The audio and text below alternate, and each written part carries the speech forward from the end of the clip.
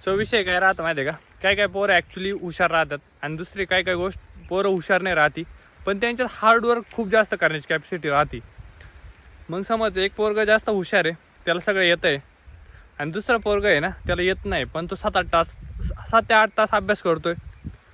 त्याच्यानंतर काही दिवसांनी काय होतं माहिती आहे का, जे हुशार पोरगं आहे ना त्याच्यापेक्षा जे हार्डवर्क जास्त करतं आहे ना, मेहनत जास्त करतं आहे, आणि ते पोरगं ॲटोमॅटिक पुढे निघून जातं.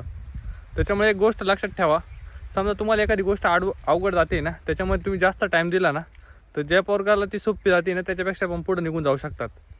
त्याच्यामुळे भाई, एक तर आवड नसली किंवा एखादी गोष्ट येत नसली किंवा त्याच्यामध्ये टॅलेंट नसलं आपल्याकडं, तर त्याला बेट करण्याचा एकच चान्स आहे, ते म्हणजे हार्डवर्क, कन्सिस्टन्सी.